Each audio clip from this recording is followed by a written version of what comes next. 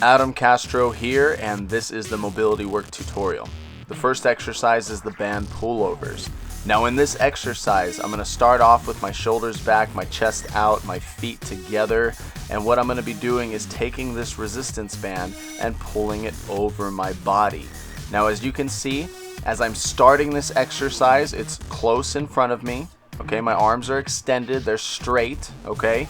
And then I reach up as high as I possibly can, the arms still straight, and as I reach up, you'll see that that resistance band is starting to separate. This is to make it easier for me to bring that band behind my back, okay? I'm gonna bring it all the way behind my back and then keep those arms straight as you bring it all the way up and in front of you again. Now this is something you can do with a broomstick at home if you don't have a resistance band or some sort of long pipe, but I do recommend the resistance band just so that it's easier for you to bring it around your body. The next two exercises are going to be supersetted together, with the first exercise being the band Pullaparts. Okay, very similar to the band pullovers, we're going to be using a resistance band, standing shoulders back, chest out, our feet together, but now we're going to take that band, we're going to bring it up to chest level, and we're going to pull it apart.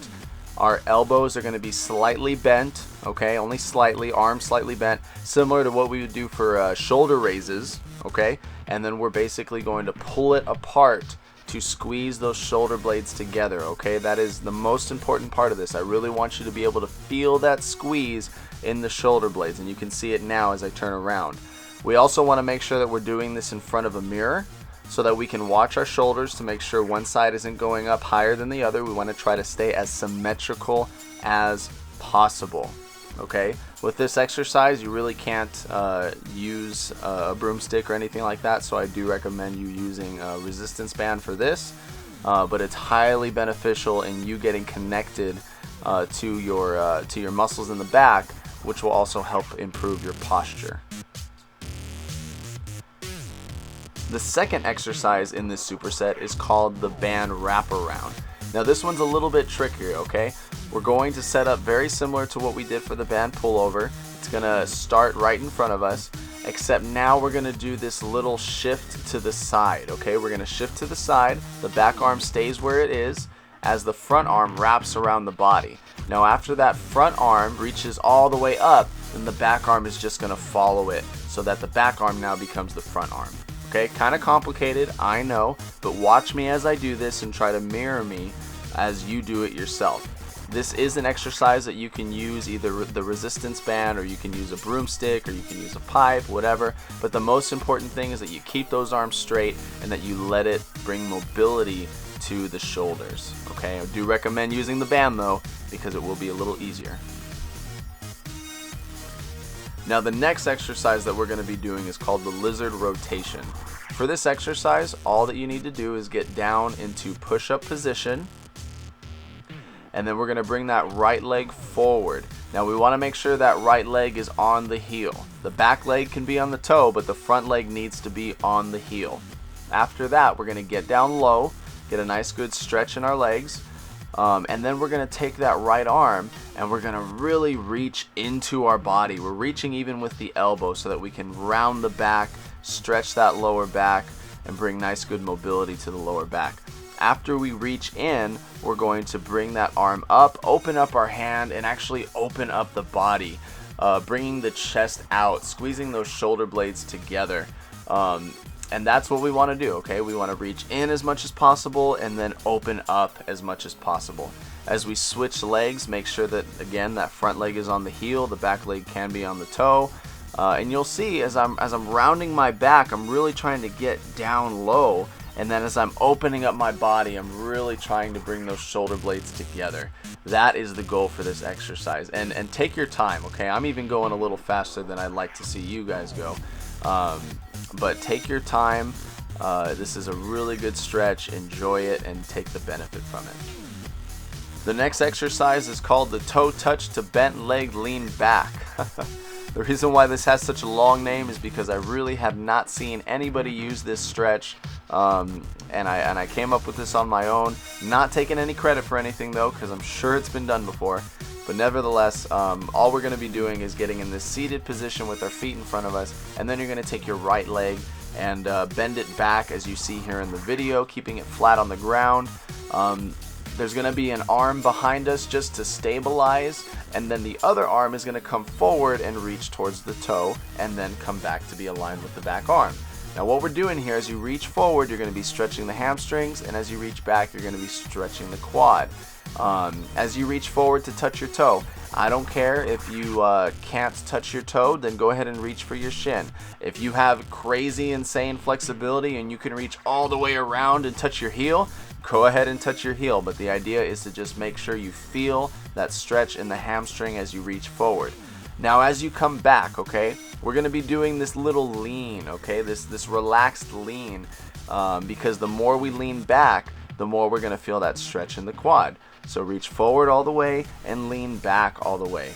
Also notice, I'm trying to keep my shoulders back and my chest out in that lean, okay? So this is just going to add a little bit of mobility to this exercise. I'm rounding my back, reaching diagonally forward, and then coming back to shoulders back, chest out, and putting that lower back in a contraction position as I lean back. Okay, this is going to bring a little bit of mobility to the lower back and a little bit of mobility to our shoulders. The next exercise is called the inchworm walkout. Now this is going to be a little bit of a warm-up primer for the last two exercises, which are going to be concerning our core, but we're simply going to be standing up, shoulders back, chest out. We're going to touch our toes, getting a nice good stretch in the hamstrings. Make sure you keep those legs straight so that you do feel that stretch. And then we're going to walk forward with our arms into push-up position. After that push-up position, we're going to lower our lower body down to just above the ground, okay? As we lower the lower body, make sure that we're not just laying down on the ground, but let it hover right above the ground, okay? And then we're going to come back up, walking up with our arms. Now there are a couple of things that I want to point out, okay? As we walk down, we're rounding the back, okay? Not a big deal if we round the back. I totally understand. We're trying to focus on stretching the hamstrings as we walk out and as we walk up. However, round the back as we come down, and then right when we hit push-up position, keep the shoulders back and the chest out, okay? When we drop the lower body down, make sure that you're using good posture. Drop the lower body down and keep the shoulders back and the chest out. You're going to want to also keep those arms extended, okay? Very, very important to make sure that we are feeling that tightness in the shoulder blades as we bring the lower body down. Now the other thing that we can do, as we come up, our back is rounded, which means we can go ahead and squeeze the core, okay? It's a really good opportunity to get a little bit more core stimulation. We're going to be trying to take our time anyways, so make sure you get the biggest bang for your buck in this exercise by engaging the core when you can. The last two exercises are going to be supersetted together, with the first exercise being the iso bridges, okay?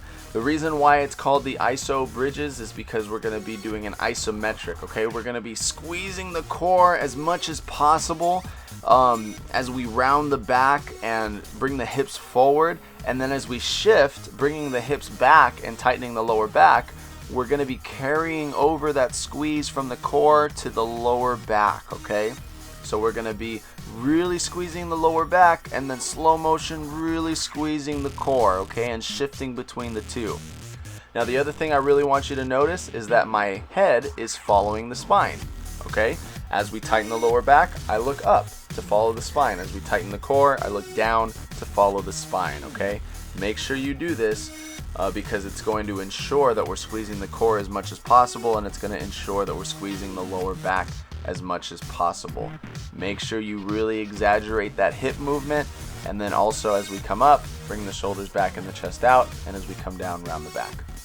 The very last exercise is going to be the bird dogs. All right, we're going to set up on all fours, shoulders back, chest out, and we're going to make sure that our arms are aligned with our knees, okay, or more specifically, that our knees are aligned with our arms. We have no problem keeping our arms at shoulder width to stabilize the body, but you will be tempted to bring those knees closer and closer together as the set continues. All right, try not to do that.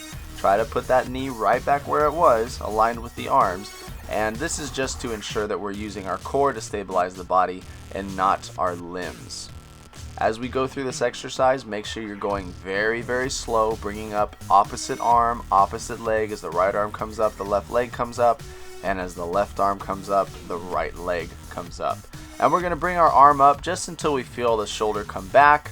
And then we're going to bring the leg up just until we feel a nice good squeeze in the glute. Alright, the arm is going to be outstretched just as the leg is outstretched. And again, take your time, make sure you're stabilizing with the core, make sure that you're keeping balance. That's the most important part of this. And that concludes the mobility work tutorial. You're going to be doing 1 to 3 sets of each exercise, and each exercise is going to be 8 to 12 reps. Pick a very comfortable rep for you, okay? We're not trying to fatigue the body like crazy. We're just trying to take our time and build mobility.